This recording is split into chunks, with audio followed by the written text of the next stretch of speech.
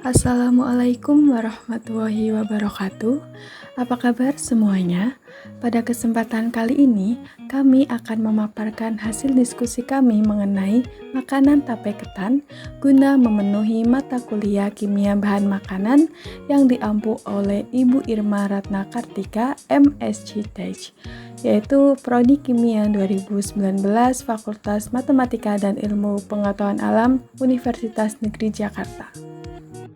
Sebelum kita membahas makanan tape ketan, ada baiknya kita kenalan terlebih dahulu, karena ada pepatah yang mengatakan tak kenal maka tak sayang. Perkenalkanlah, kami dari kelompok 9 yang beranggotakan saya sendiri, Rosita Gio Anggraini, dan dua rekan saya yaitu Talita Septriana dan juga Atika Nurrahmawati. Baik, pertama yang akan kita bahas yaitu ada pendahuluan. Tape merupakan makanan tradisional yang dapat dibuat atau berbahan baku singkong maupun ketan yang diolah melalui proses fermentasi. Pada dasarnya ada dua tipe tape, yaitu tape ketan dan juga tape singkong. Tape memiliki rasa manis dan sedikit mengandung alkohol, memiliki aroma yang menyenangkan, bertekstur lunak dan juga berair. Selanjutnya ada klasifikasi tape ketan. Pada dasarnya, ada dua jenis tape ketan, yaitu tape ketan putih dan juga tape ketan hitam. Nah, tape ketan putih ini terbuat dari bahan dasar berupa beras ketan putih, sedangkan tape ketan hitam terbuat dari beras ketan hitam. Akan tetapi, ada pula tape ketan hitam yang terbuat dari campuran beras ketan putih dan juga beras ketan hitam. Lalu, bagaimana dengan tape ketan hijau? Tape ketan hijau terbuat dari bahan dasar beras ketan putih yang diberi pewarna alami berupa daun suji ataupun daun pandan. Selanjutnya pembahasan kedua yaitu proses pembuatan tape ketan. Lalu, apa saja bahan-bahan yang kita butuhkan jika ingin membuat tape ketan? Berikut adalah bahan-bahan yang kita butuhkan. Yang pertama yaitu ada beras ketan putih sebanyak 500 gram. Kemudian yang kedua, beras ketan hitam sebanyak 500 gram. Nah, kenapa digunakan beras ketan putih dan juga beras ketan hitam? Alasannya karena pembuatan tape menggunakan beras ketan hitam dan juga beras ketan putih berfungsi agar diperoleh tekstur yang lunak dan juga berair, serta dapat menutupi sifat dari beras ketan hitam yang memiliki tekstur tidak mudah hancur dan yang lebih keras dibanding dengan beras ketan putih. Bahan yang ketiga yaitu ada gula pasir yang digunakan sebanyak 3 sendok makan. Nah, fungsinya untuk meningkatkan rasa manis. Selain itu, gula pasir berfungsi sebagai starter mikroorganisme untuk mempercepat proses fermentasi, di mana semakin manis rasa pada tape, umumnya tingkat penerimaan terhadap tape semakin tinggi. Bahan yang keempat yaitu digunakan ragi. Ragi yang digunakan sebanyak 2 buah. Nah, penambahan ragi pada proses pembuatan tape ketan harus diperhatikan loh. Karena apa? Karena jika konsentrasi ragi yang terlalu banyak akan menyebabkan gula sederhana yang dihasilkan selama proses fermentasi akan semakin berkurang. Hal tersebut terjadi karena gula akan diubah menjadi alkohol, yang akibatnya rasa manis pada tape akan berkurang. Selanjutnya, ada proses pembuatan tape ketan. Proses pembuatan tape ketan diawali dari pencucian. Pencucian beras ketan ini dilakukan sebanyak 2 kali yang berfungsi untuk membersihkan kotoran dan menghilangkan kontaminasi benda asing yang ada pada beras ketan. Lalu dilakukan perendaman. Perendaman beras ketan dilakukan selama 24 jam, di mana perendaman berperan dalam hidrasi molekul pati untuk memudahkan proses gelatinasi. Perendaman dapat menyebabkan hidrasi pada granula pati sehingga pati dapat tergelatinasi dengan baik jika dipanaskan. Lalu yang ketiga ada pengukusan. Pengukusan beras ketan dilakukan selama 30 hingga 60 menit, di mana pengukusan memiliki fungsi dalam pematangan beras ketan menjadi nasi ketan, mematikan mikroba patogen, serta untuk memperoleh tekstur yang lebih lembek pada nasi ketan. Dalam pembuatan tape ketan, terlebih dahulu beras dimasak agar memudahkan jamur dalam melakukan fermentasi. Pengukusan dapat mensterilkan bahan baku sehingga dapat mengontrol tahap fermentasi lebih baik. Beras yang masuk atau tanak dapat diperoleh dari pengukusan selama 30 hingga 60 menit dihitung saat uap air terpenetrasi ke dalam bahan. Lalu, proses pembuatan tape ketan yang selanjutnya yaitu ada pendinginan. Pendinginan nasi ketan bertujuan agar ragi dapat bekerja secara optimal sehingga tidak mudah terkontaminasi mikroorganisme yang tidak diinginkan yang dapat menyebabkan tape tersebut rusak atau mengalami kegagalan. Lalu selanjutnya ada peragian. Peragian nasi ketan, di mana ragi terlebih dahulu dihaluskan untuk memudahkan inokulasi. Ragi mengandung berbagai bakteri asam laktat yang sangat dibutuhkan untuk fermentasi tape ketan. Ragi di sini berfungsi dalam mempercepat fermentasi tape ketan karena dalam ragi mengandung kamir Saccharomyces cerevisiae. Dalam proses peragian, ragi yang digunakan ini harus sesuai dengan takaran karena konsentrasi ragi yang terlalu banyak dapat menyebabkan gula sederhana yang dihasilkan dari proses fermentasi akan semakin berkurang. Nah, hal tersebut terjadi karena gula akan dirubah menjadi alkohol. Akibatnya ragi manis dalam tape akan berkurang. Lalu, proses selanjutnya yaitu ada fermentasi. Dilakukan pembungkusan tape ketan dan gula untuk fermentasi, di mana campuran tape dengan ragi dan juga gula dibungkus serta ditaruh pada wadah yang tertutup pada suhu kamar. Baik, selanjutnya di proses pembuatan ada pembungkusan. Pembungkusan pada wadah tertutup yang dilakukan di suhu kamar, di mana penutupan yang rapat bertujuan untuk mengurangi atau mencegah adanya udara yang masuk ke dalam tape. Hal tersebut dilakukan karena proses fermentasi tape berlangsung secara anaerob. Lalu ada pemeraman. Pemeraman dilakukan selama 3 hari yang dilakukan pada ruangan tertutup agar mendapatkan kualitas tape ketan yang terbaik. Lalu akan dihasilkan tape ketan hitam. Tape ketan hitam yang terasa manis dan juga sedikit asam. Rasa manis dari tape ketan hitam karena perubahan dari karbohidrat berupa pati yang dihidrolisis oleh mikroorganisme dalam ragi yang dipecah menjadi glukosa, sedangkan rasa asam yang diperoleh yaitu terbentuk dari penguraian alkohol oleh bakteri Acetobacter menjadi asam laktat. Baik teman-teman, untuk lebih jelas mengenai proses pembuatan, kami akan menayangkan video referensi yang kami peroleh dari YouTube. Berikut adalah videonya.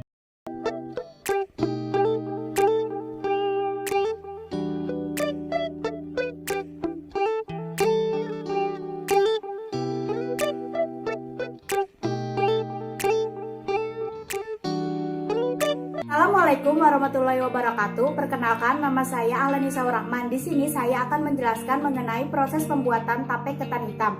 Pembuatan tape ketan menggunakan beras ketan hitam dan beras ketan putih yang berfungsi agar diperoleh tekstur yang lunak dan berair, serta dapat menutupi sifat dari beras ketan hitam yang memiliki tekstur tidak mudah hancur dan lebih keras dibandingkan beras ketan putih. Bahan-bahan pembuatan tape ketan. Bahan pertama yaitu 500 gram beras ketan hitam. Bahan kedua yaitu 500 gram beras ketan putih. Selanjutnya 2 buah ragi.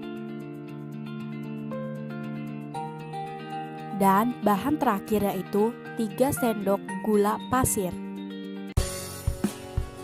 Tahapan-tahapan proses pembuatan tape ketan. Proses pembuatan tape ketan meliputi pencucian, perendaman, pengukusan, pendinginan, peragian, dan fermentasi.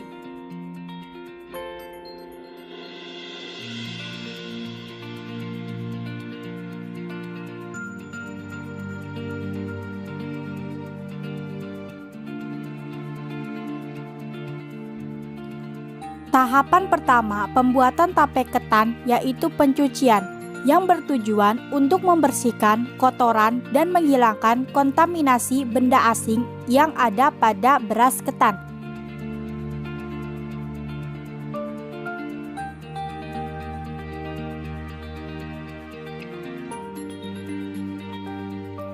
Proses kedua pembuatan tape ketan yaitu perendaman beras ketan.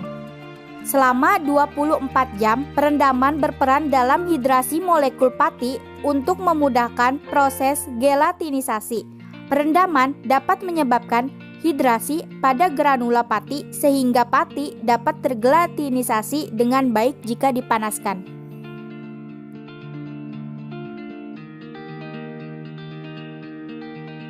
Setelah melakukan perendaman selama 24 jam, maka langkah selanjutnya yaitu pengukusan. Pengukusan bertujuan dalam pematangan beras ketan menjadi nasi ketan, mematikan mikroba, patogen, serta untuk memperoleh tekstur yang lembek pada nasi ketan.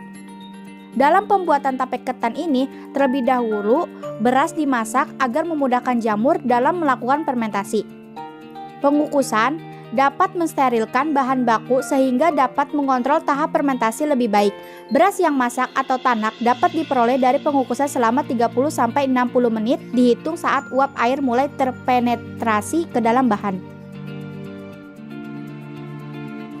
Setelah melakukan proses pengukusan, langkah selanjutnya yaitu pendinginan yang dilakukan bertujuan agar ragi dapat bekerja dengan optimal sehingga tidak mudah terkontaminasi mikroorganisme yang tidak diinginkan yang dapat menyebabkan tape tersebut rusak atau mengalami kegagalan.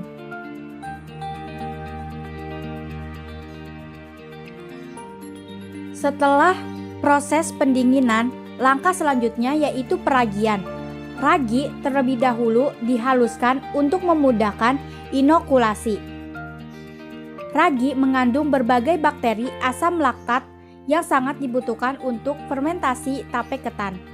Ragi di sini berfungsi dalam mempercepat fermentasi tape ketan karena pada ragi terkandung hamir Saccharomyces cerevisiae.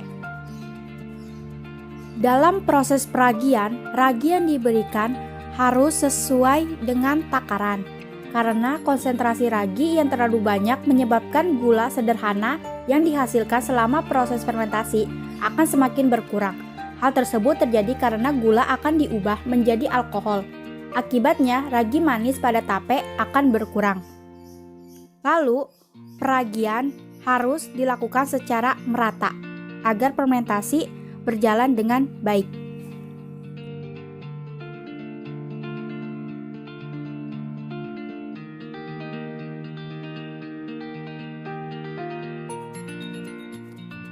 Langkah selanjutnya setelah peragian yaitu pembungkusan tape ketan dan gula untuk fermentasi.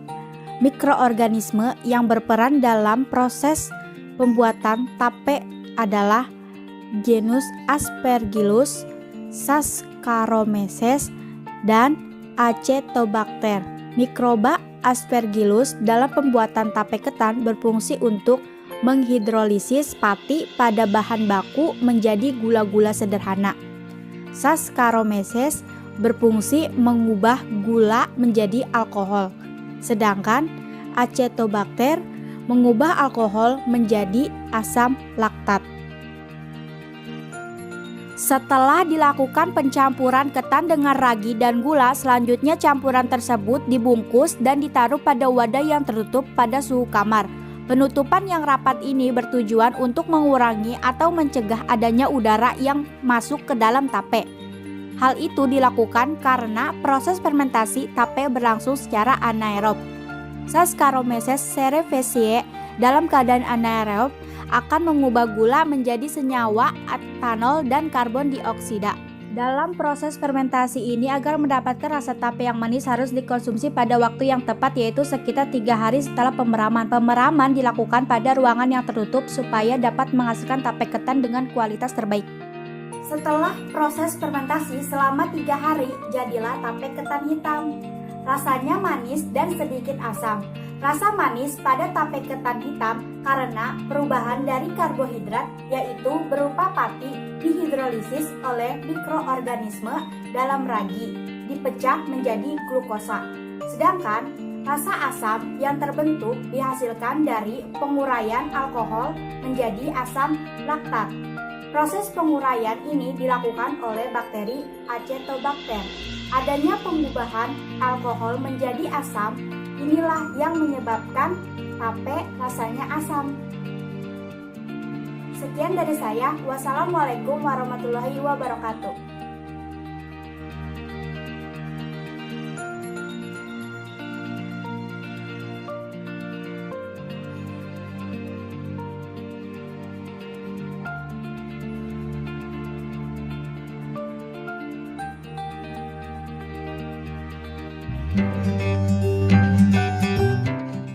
Selanjutnya, kita akan membahas mengenai mikroorganisme yang berperan dalam proses pembuatan tape ketan. Mikroorganisme yang berperan dalam proses pembuatan tape ketan yang pertama yaitu ada Aspergillus. Mikroba Aspergillus dalam pembuatan tape berfungsi untuk menghidrolisis pati pada bahan baku menjadi gula-gula sederhana. Bagaimana klasifikasi dari Aspergillus?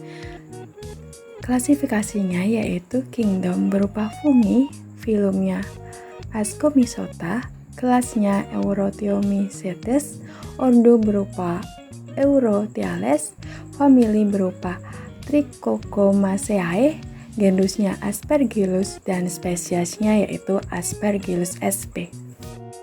Mikroorganisme yang kedua yaitu ada Saccharomyces.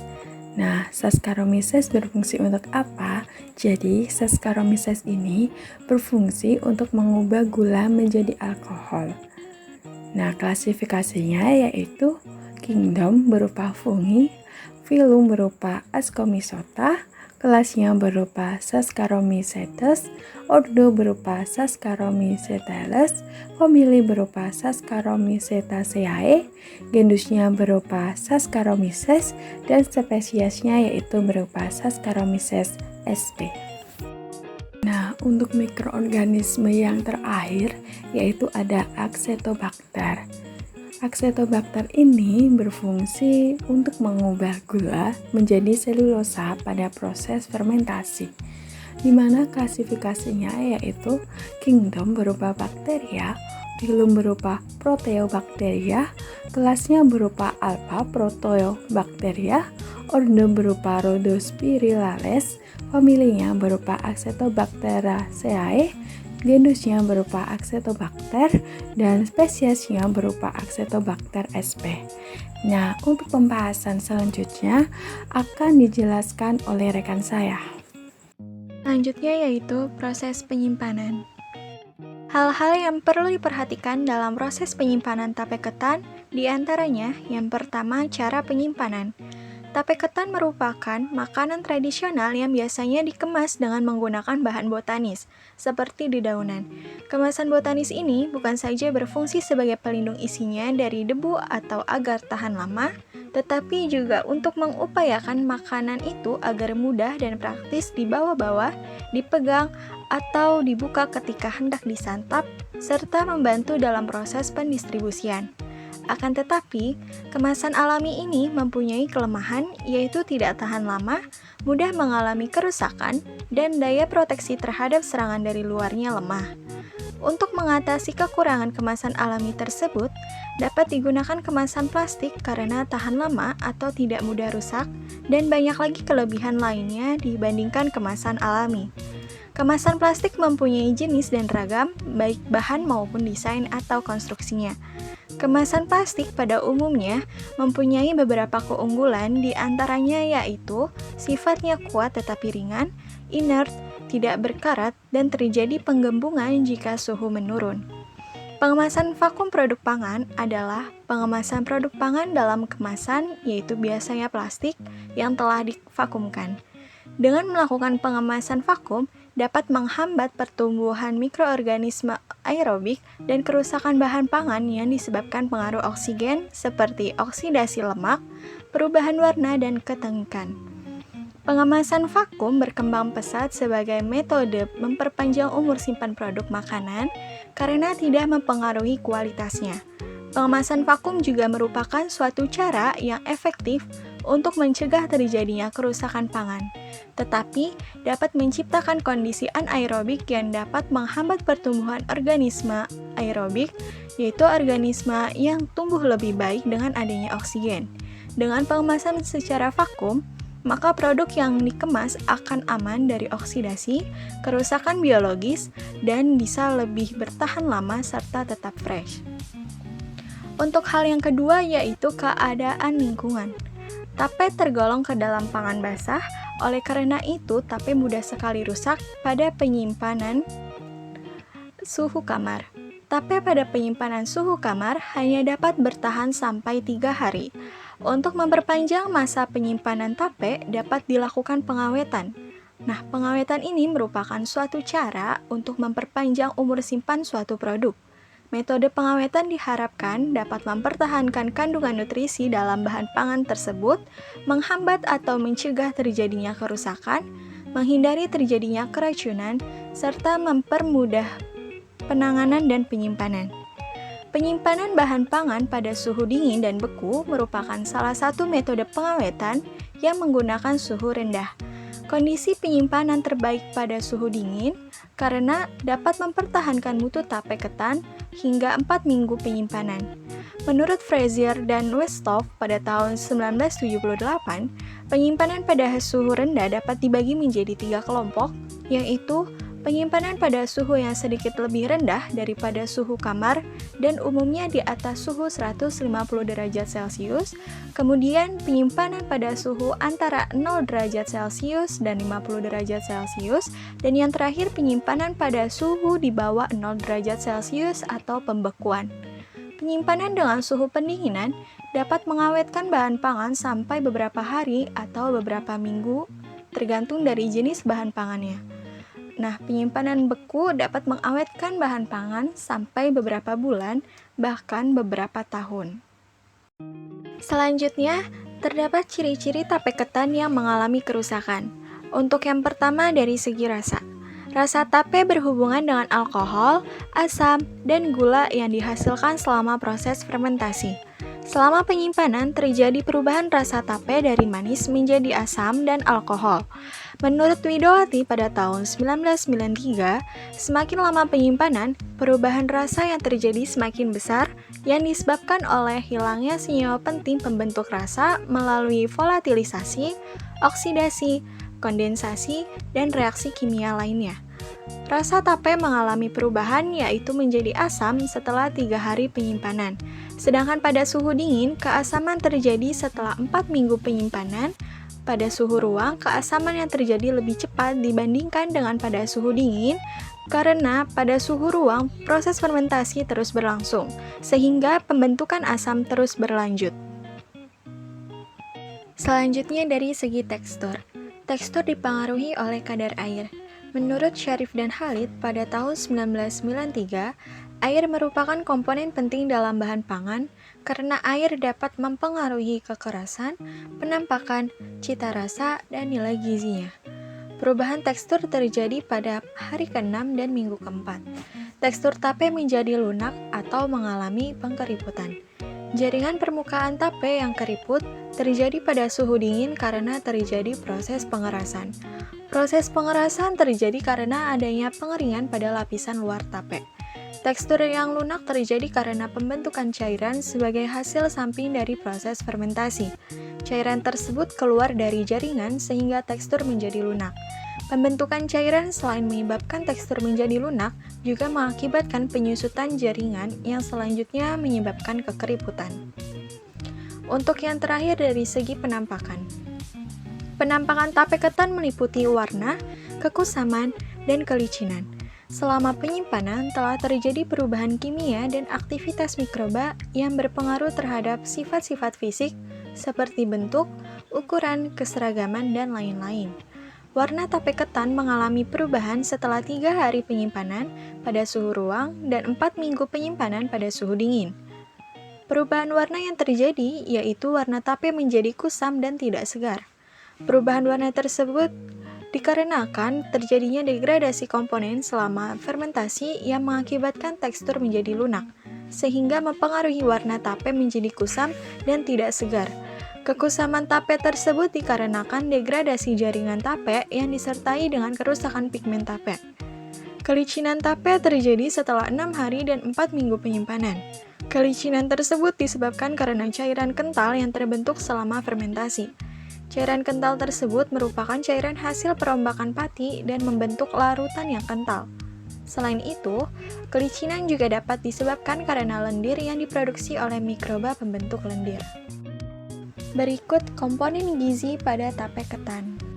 Menurut Direktorat Gizi Departemen Kesehatan Republik Indonesia pada tahun 1992, komponen gizi dalam 100 gram tape ketan hitam meliputi energi sebanyak 166 kilokalori, protein sebanyak 3,8 gram, lemak sebanyak 1 gram, karbohidrat sebanyak 34,4 gram, kalsium sebanyak 8 mg, fosfor sebanyak 106 mg, besi sebanyak 1,6 mg, vitamin B1 sebanyak 0,02 mg, dan yang terakhir ada air sebanyak 50,2 gram.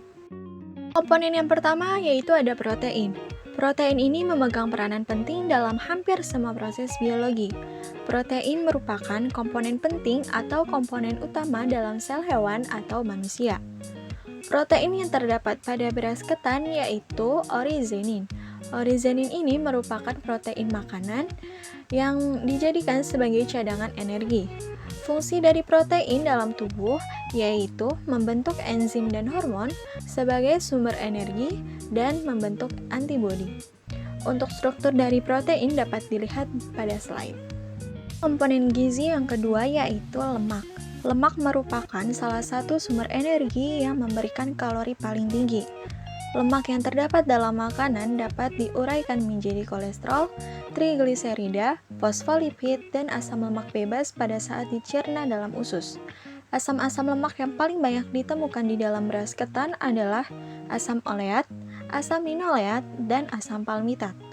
Fungsi lemak pada tubuh manusia merupakan cadangan energi, bantalan dan pelindung berbagai organ penting, dan menjaga bentuk dan suhu tubuh, serta membantu penyerapan vitamin A, D, E, dan K. Untuk struktur pada lemak dapat dilihat dalam slide.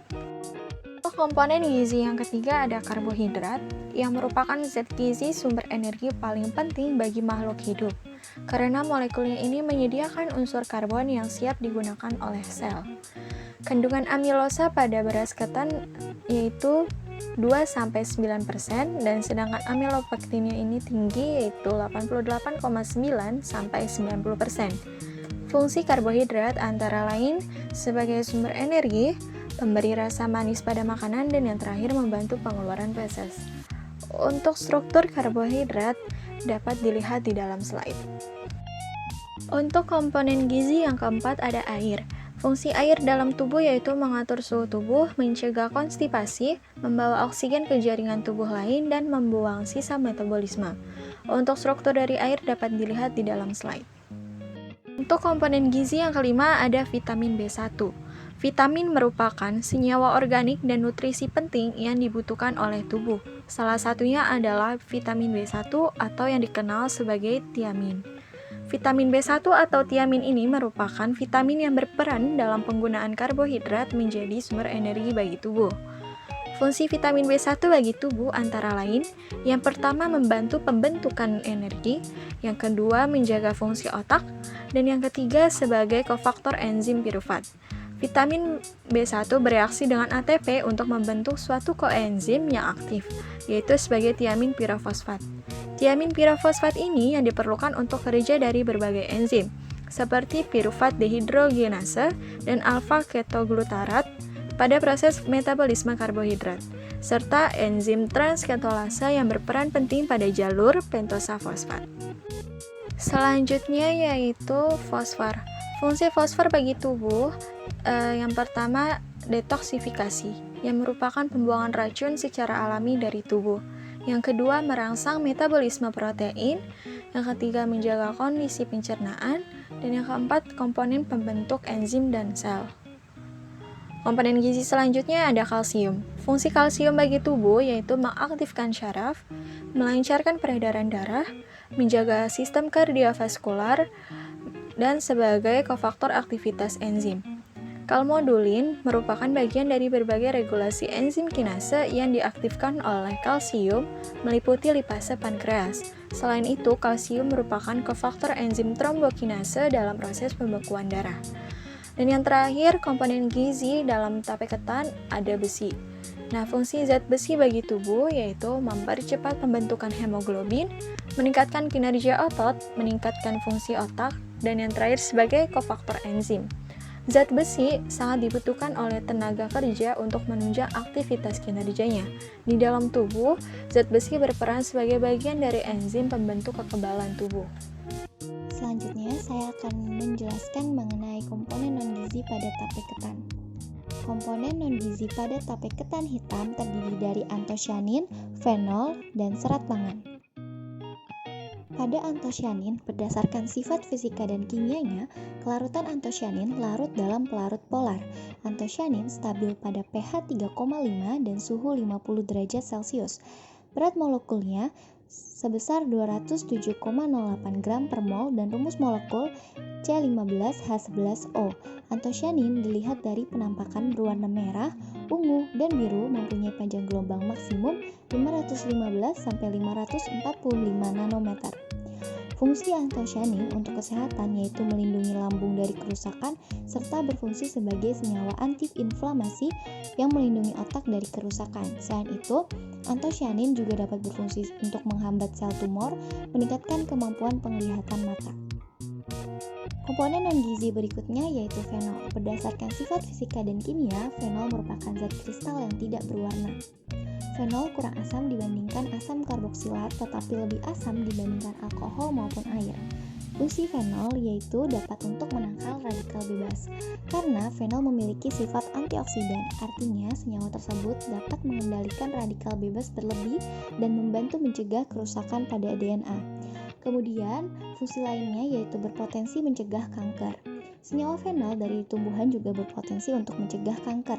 Dalam sebuah studi pada hewan dilaporkan bahwa diet tinggi fenol dari makanan membantu memperkuat sistem imun dan membuat sel lebih resisten terhadap kanker. Fenol juga dilaporkan dapat membuat sel kanker lebih responsif terhadap kemoterapi. Komponen non-gizi yang terakhir yaitu serat pangan.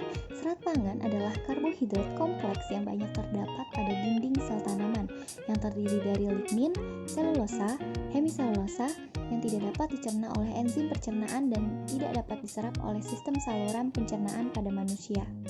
Serat pangan terdiri dari dua, yaitu serat larut dan serat tidak larut. Pada serat tidak larut biasanya merupakan bagian dari dinding sel tumbuhan yang keras.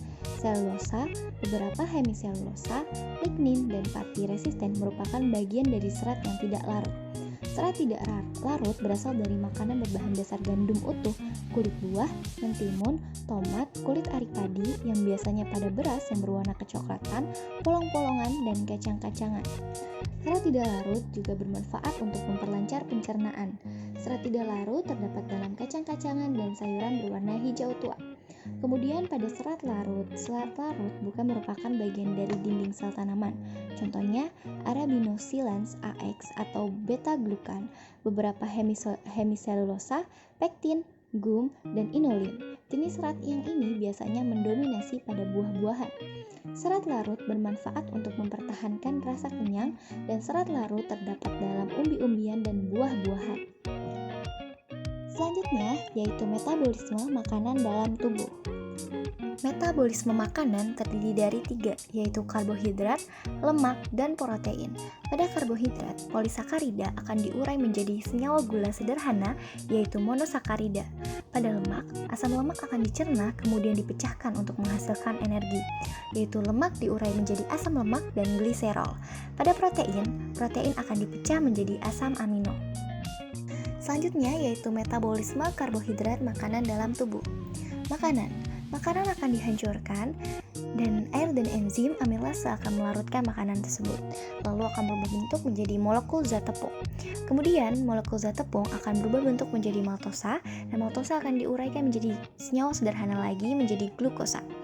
Terdapat dua jalur. Yang pertama ada jalur glukosa akan disimpan dalam bentuk glikogen pada jaringan hewan. Jalur kedua yaitu glukosa akan mengalami metabolisme dalam tubuh dan akan berubah bentuk menjadi energi atau ATP, H2O yang direaksikan melalui ginjal serta CO2 atau karbon dioksida dan air atau H2O yang akan diekskresikan melalui paru-paru. Selanjutnya yaitu metabolisme lemak makanan dalam tubuh. Lemak sulit larut dalam air sehingga membutuhkan waktu pencernaan yang lebih lama dibandingkan sumber makanan lain. Karena lemak sulit larut dalam air, maka untuk penyerapan di usus, perjalanan dari usus ke anggota tubuh membutuhkan jalan dan pengangkut yang berbeda dengan glukosa, protein, dan lainnya. Jalurnya yaitu makanan akan masuk ke dalam usus, lalu terjadi reaksi antara makanan dengan enzim lipase akan menghasilkan asam lemak, gliserol, monogliserida, kolesterol, dan fosfolipid. Kemudian terdapat dua jalur. Yang pertama adalah jalur yang larut dalam air dan jalur yang tidak larut dalam air.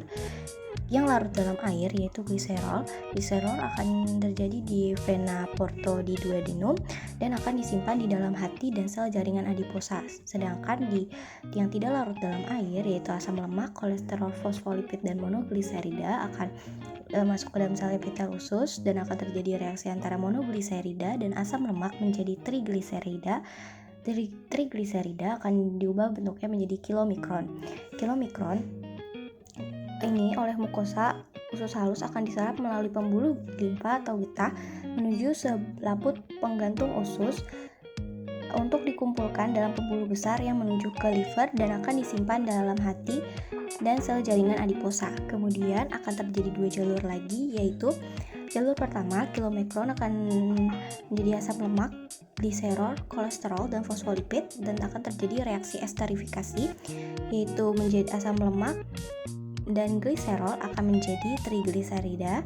Kemudian akan tahapan FLDL yaitu pembentukan trigliserida dan kolesterol disintesis oleh hati diangkut secara endogen dalam bentuk very low density lipoprotein atau FLDL. Kemudian akan disimpan di jaringan lemak sebagai cadangan energi. Nah, jalur yang kedua yaitu akan terjadi reaksi lipolisis di mana trigliserida akan dipecah untuk diubah menjadi energi dan akan dipakai jika diperlukan. Selanjutnya yaitu metabolisme protein makanan dalam tubuh. Makanan akan dihancurkan. Air dan enzim akan melarutkan makanan tersebut. Setelah makanan dihancurkan akan dalam bentuk kim. Lalu kim akan berbentuk menjadi molekul protein di mana protein akan dipecah menjadi pepsin. Lalu pepsin akan dipecah menjadi enzim erepsin menjadi asam amino.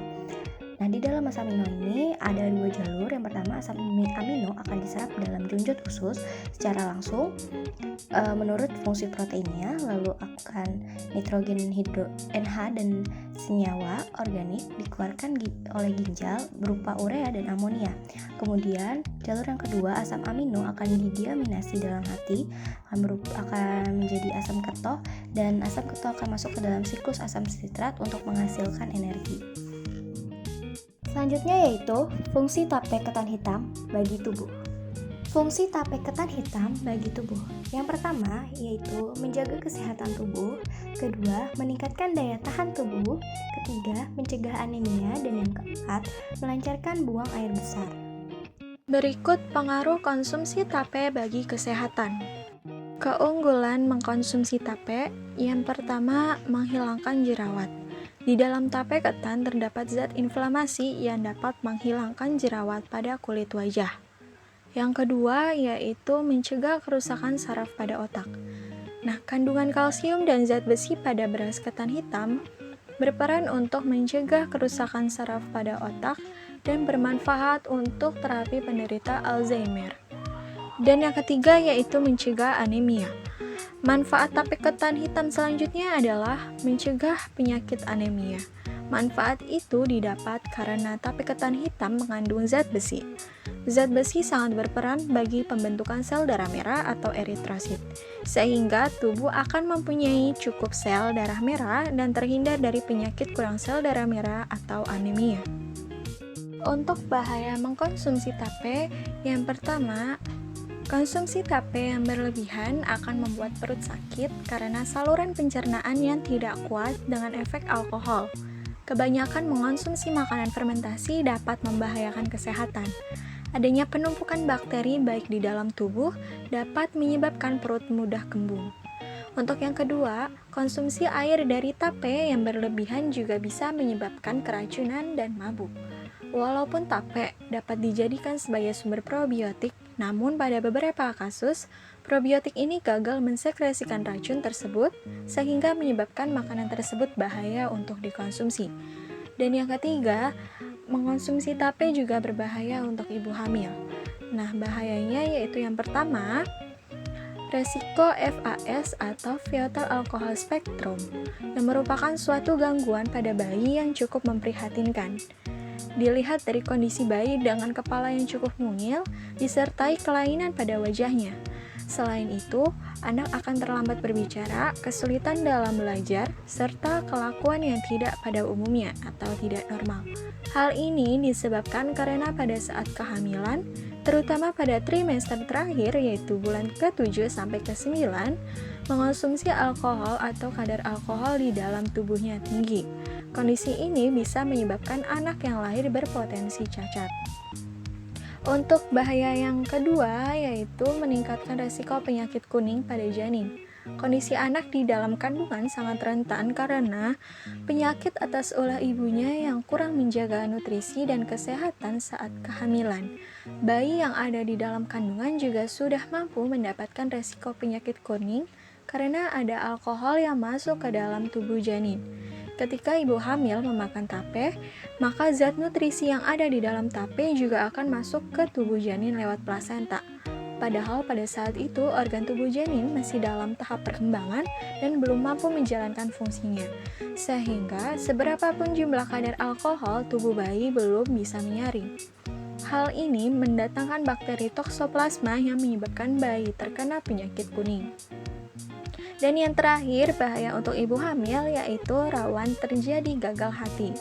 Hati merupakan salah satu organ yang berfungsi untuk menetralkan racun dan membantu mengeluarkannya lewat urin. Nah, sayangnya, mengonsumsi tape saat terjadi kehamilan mampu mempertinggi resiko gagalnya fungsi hati. Sekian pemaparan materi dari kelompok kami. Dikarenakan dalam penyampaian materi masih terdapat kekurangan, maka dari itu diharapkan kritik dan saran dari teman-teman semua agar dapat menyempurnakan materi terkait tape ketan hitam. Jangan lupa di like, komen, dan subscribe ya teman-teman. Terima kasih. Wassalamualaikum warahmatullahi wabarakatuh.